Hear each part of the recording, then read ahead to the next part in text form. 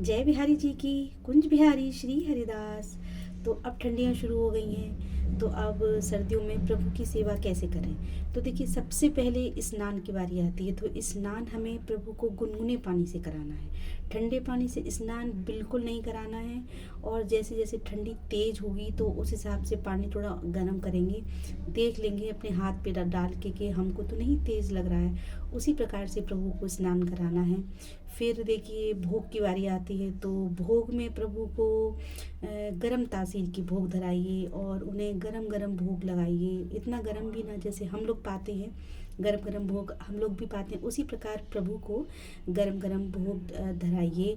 और ध्यान रखिए कि ठंडी तासीर का भोग ना धराइए, प्रभु को गरम तासीर का भोग, जैसे कि देखिए बेसन का हलवा है ना, बादाम का हलवा है, मेवा है, फ्राई मेवा है, और जो है गुड़ का प्रयोग, तिल का प्रयोग है ना, इस प्रकार से। और बहुत सी सामग्री हैं जो गरम हैं, और प्रभु को उसका भोग धराइए। हमको ये विशेष ध्यान रखना है कि प्रभु को ठंडी तासीर और ठंडा भोग नहीं धराना है। गरम गरम पूड़ी हैं, दाल चावल भी हैं, तो गरम गरम गुनगुने गुनगुने घी डाल के बढ़िया प्रभु को भाव से रिझाइए। और उसी प्रकार देखिए, ठंडियों में फूलों का श्रृंगार ना करें, क्योंकि फूल आप जानते हैं फूल ठंडे होते हैं, आप स्पर्श करेंगे तो भी हमें ठंडक का एहसास देते हैं ना फूल। तो हमें फूलों का श्रृंगार ठंडियों में नहीं धराना प्रभु को, और फूल उनके पास भी नहीं धरने हैं, क्योंकि उनसे उन्हें ठंडक का एहसास होगा। देखिए, भाव में ही तो सब कुछ है। जब हम ये सोच रहे हैं कि प्रभु को ठंडी ना लगे और प्रभु को हम किसी प्रकार से उन्हें हमारी तरफ से कोई अपराध ना बने, तो प्रभु को ये सेवा में ध्यान रखें कि हमें प्रभु का फूलों से श्रृंगार जब तक ठंडियाँ हैं तब तक हम निषेध करेंगे।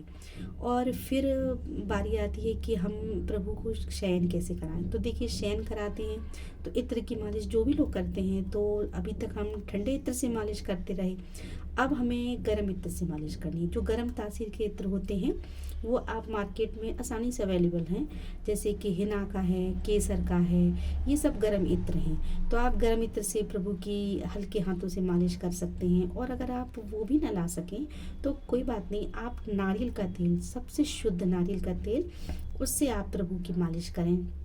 बढ़िया से प्रभु को गरम गरम वस्त्र धारण कराइए, हल्के हों लेकिन सॉफ्ट हों और भड़कने वाले हों, जिससे गर्माहट उनको मिले। ऐसे वस्त्र प्रभु को धारण कराने हैं हमको, ताकि प्रभु को चुभे ना, प्रभु को कहीं कोई परेशानी ना हो, है ना।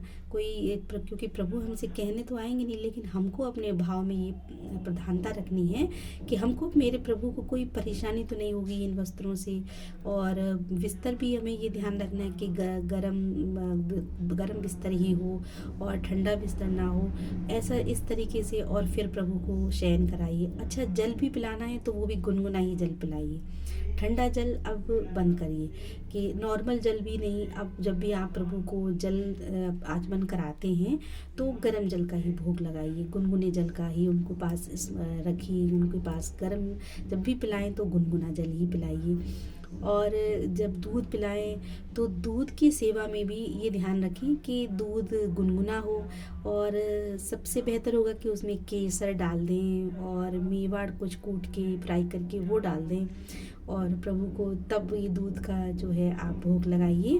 और जैसे जैसे ठंडियाँ बढ़ेंगी तो उसी प्रकार हमको सेवा में और भी देखना है कि बहुत अत्यधिक ठंडी है तो प्रभु को फिर हाथ में दस्ताने हैं, पैरों में मोजे हैं, सर में टोपा है, ये भी हमें प्रभु को धारण कराना है। ये हमें ध्यान रखना है कि बहुत अधिक ठंडी है तो तभी हमें ये धारण कराना है। ये नहीं कि एक बार पहना दिया, चाहे ठंडी हो रही है चाहे कम ठंडी है, बस वो पहने हुए हैं। जैसे हमको ज़्यादा मतलब ठंडी ना हो तो लगने लगता है ना कि अभी बहुत ठंडी नहीं है तो हल्के कपड़े कर दें, इसी प्रकार हमें प्रभु के लिए भी सोचना है ना, हमें ये ध्यान रखना है। तो जो भी मेरी बिहारी जी की कृपा से जो वो मुझे भाव देते हैं वो मैंने आपसे कहा, तो आप लोग भी कोशिश करिए, मैं भी कोशिश कर रही हूँ, है ना। यही आप सेवा कीजिए प्रभु की। बोलिए कुंज बिहारी श्री हरिदास।